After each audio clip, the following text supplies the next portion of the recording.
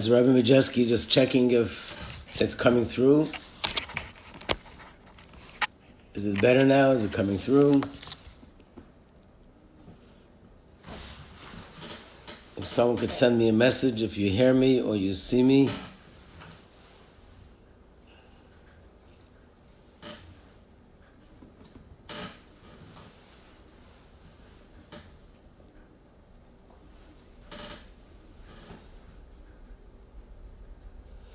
Anybody that's hears this, could you send me a message that it's coming through? Because until now it wasn't coming through.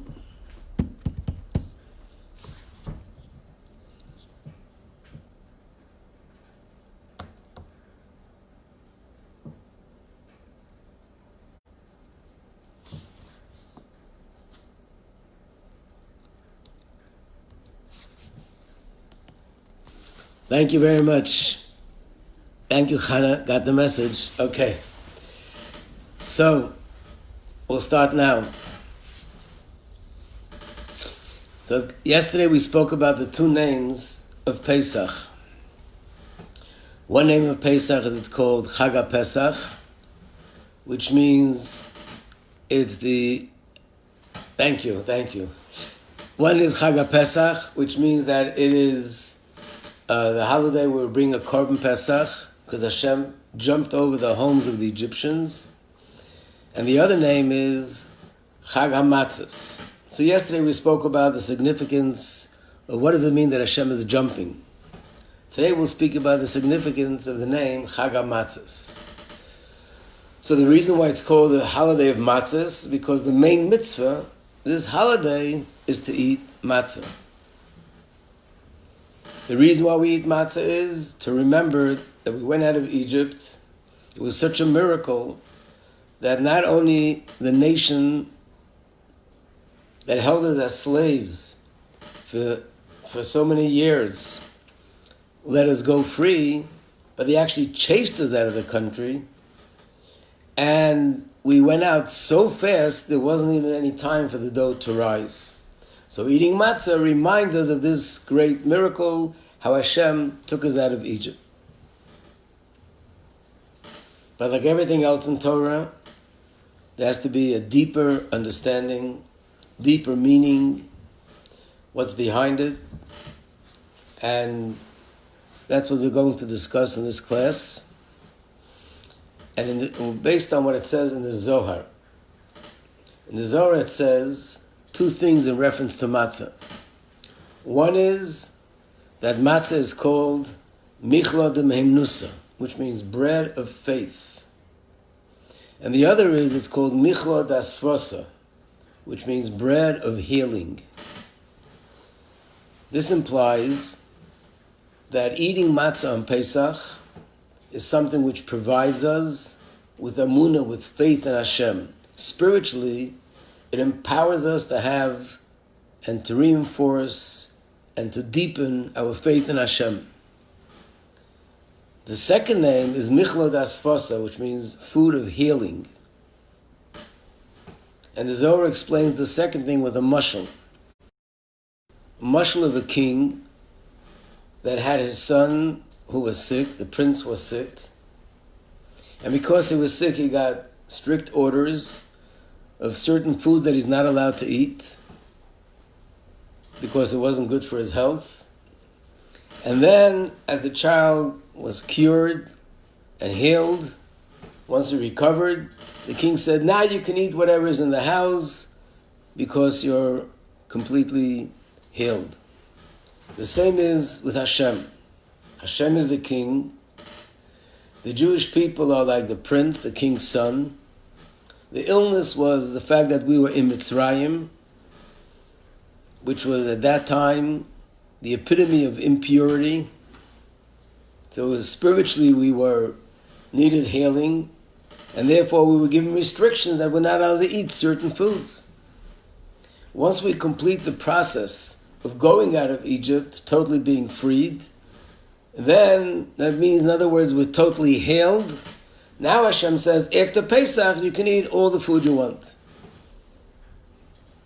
So therefore, the matzah is called Michla Dasfasa. This is food of healing.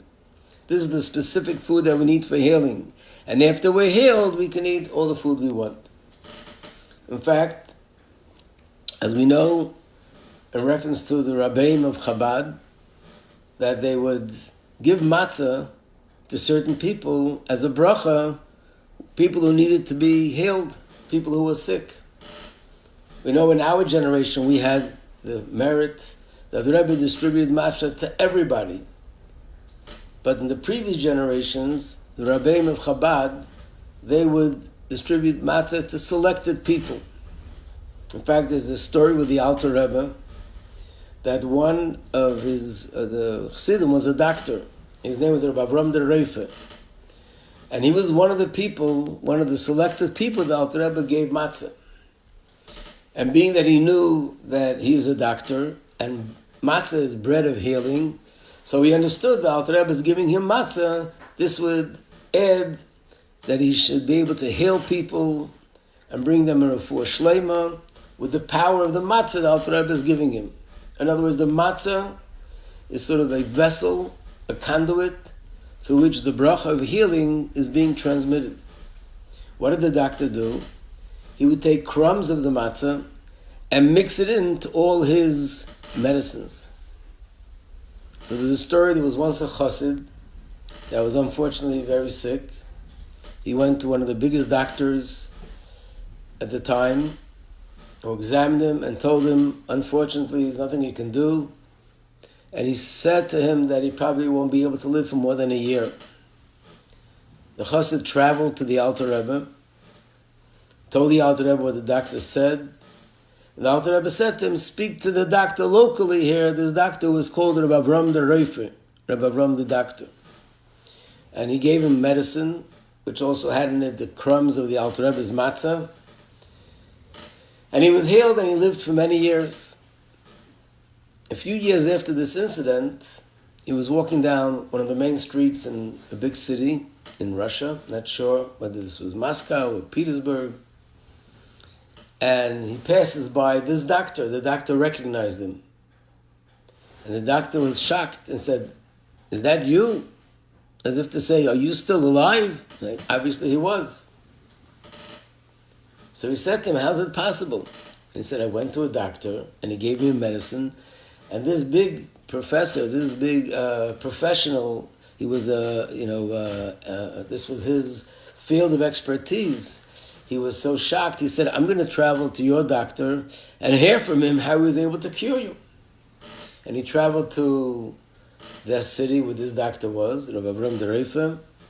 And when he went with him, he told him, it's not so much the medicine, it's the crumbs of the Alter Rebbe's matzah that brought the healing to this person. It was something miraculous.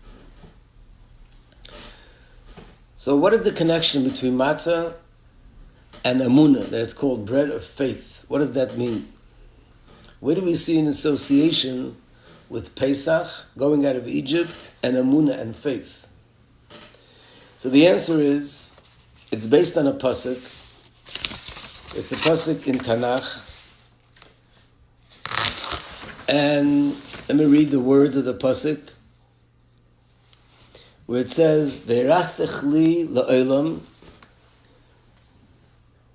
I betroth you la'olam forever. Hashem is speaking to the Jewish people.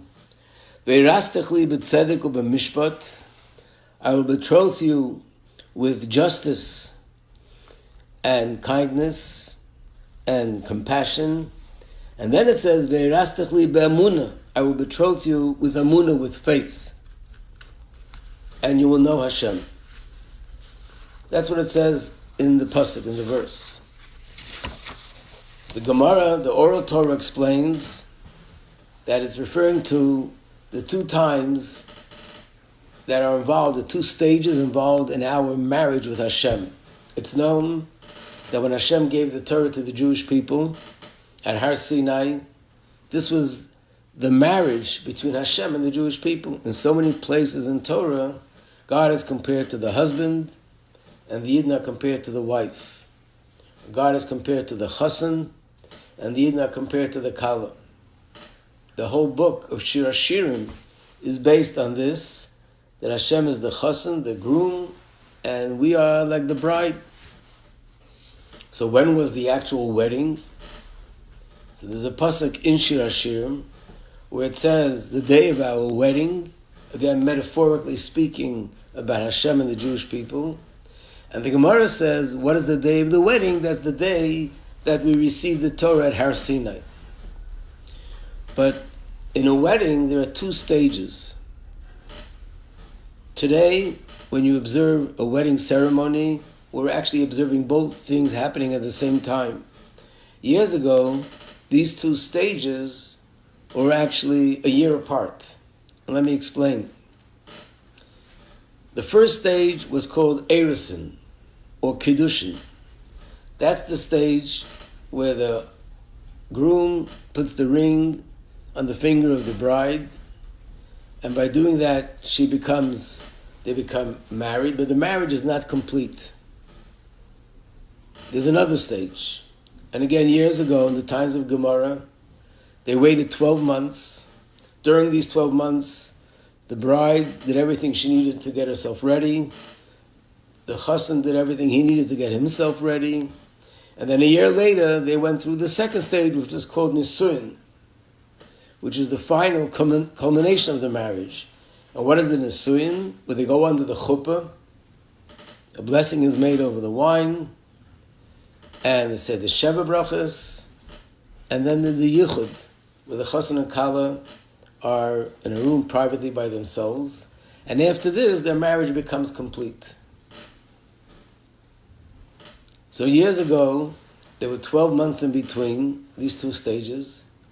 And after the first part, they're considered married, and with all its ramifications, but they still didn't live together as husband and wife. They weren't allowed to. And they had to wait for the second stage. The reason why it was changed is because after the first stage, being in the second stage makes a person a little bit vulnerable. Because here the two people look at each other, they're no longer strangers. In a way they're like married to each other, but they're still not allowed to be together like husband and wife. So years ago, when people were on a higher level and more God-fearing people, there wasn't a concern.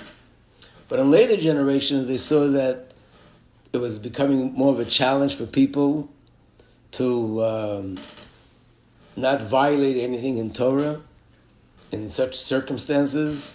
So therefore they arranged that they should both be done at the same time. So in fact, at a wedding, the chassan and kala are under the chuppah.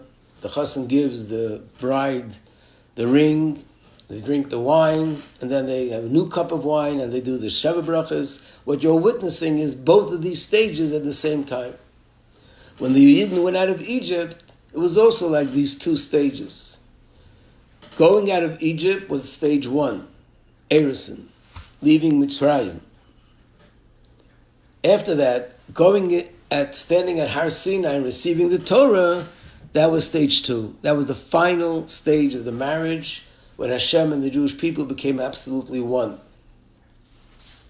And the difference is that at the first stage, our relationship with Hashem was based on faith. We didn't have the Torah yet. There wasn't anything presented to us that was intellectual, something academic. So our connection to Hashem then was based totally on faith. Later, when we received the Torah, that's when Hashem gave us the wisdom, the understanding, and that deepened our connection, that we can connect to Him on a deeper level. So when it says in the pasuk, the one that I just read, that Hashem says He betrothed us with faith, that's when we went out of Egypt. When it says that Hashem betrothed us with justice, which is all the laws of the Torah and the laws of justice, that is the second stage when we were standing at Har Sinai. So basically what we see from this is going out of Egypt is based on faith. In fact, there's also a very famous pasuk. It's a pasuk in Tanakh. We have it in the davening as well, on Rosh Hashanah. We mentioned this merit where Hashem says to the Jewish people that I will always remember the kindness, the words are the devotion of your youth, the love of your bridal days. Kay Omer Hashem, Zacharti Lach Chesed Nurayich, which means the kindness of your youth. Avas Klulei Soyich, the love of your bridal days. Lechtech Achrei Bamidbar, you followed me into the wilderness. Be'eretz Lei Zerua, a land that's uncultivated, which means we went into the desert, a few million people, with total faith. How are we going to survive? No one knew in advance that it's going to be a miracle that food will fall down from Shemayim. So on what basis do they think they're going to be able to survive? And the answer is, it was absolute faith. Hashem said to Moshe, take them out of Egypt and go to the desert. They went to the desert. And then the miracles occurred. So Hashem says, I'll remember this faith forever. So basically, here we see the association between Pesach and faith and Amunah. And the Zohar is telling us an incredible thing, that matzah is food of faith, which means that matzah actually has in it the power, spiritual power, that by eating the matzah, this will reinforce and strengthen our faith in Hashem. And this is something which needs explanation. What's the connection between matzah and faith? Faith is something very deep. Matzah is food. So first we need to just give a little introduction. And because everything started late, we're a little bit off schedule. We'll have to continue this tomorrow. But just to give one little introduction, that what we're going to explain is based on a general explanation. The difference between the way we understand mitzvahs on a superficial level and the way we understand mitzvahs when we look deeper into it through the eyes of Chassidus, from the Chassidic perspective, from the perspective of Kabbalah. On the surface, mitzvahs are more symbolic. Most people understand we eat matzah as a symbol. The matzah symbolizes that the Jewish people, 3,300 something years ago, they went out of Egypt in haste. It symbolizes something. And the same thing with many other mitzvahs. The sukkah symbolizes that we sat in sukkahs when we went out of Egypt. And on Hanukkah we light a menorah to symbolize the miracle that happened over 2,000 years ago. When we study Chassidus, based on the teachings of Kabbalah, we see a whole different and deeper understanding. Mitzvahs aren't just symbolizing things. Mitzvahs are conduits through which tremendous spiritual light and spiritual power is being transmitted to us. In other words, it's not something that symbolizes an event of the past, something that occurred a long time ago, but when we eat matzah, something is happening now spiritually, and that's being transmitted through the matzah. If we bake matzah properly, the way Hashem wants, and we follow all the details, and the matzah is put together according to Hashem's command, this matzah becomes a vessel and a conduit and a channel through which tremendous spiritual power is being transmitted from Hashem. And one of the things that's being transmitted is through this we become empowered to have emunah in Hashem. Nevertheless, it needs to be explained how this happens. So, bli neder, we'll continue tomorrow. I just wanted to say that I'll try every day to mention something that's related to the situation we're into. Everyone is recognizing that this is not an ordinary event. This is God's hand. And everyone is recognizing that this is leading up to Mashiach. Now, the awareness of Mashiach and the talk about Mashiach is coming from literally every end of the spectrum. Every community is talking about that this is connected to that. And people are finding all sorts of hints in the words of our sages and different verses that point to something like this. I just want to mention one of them.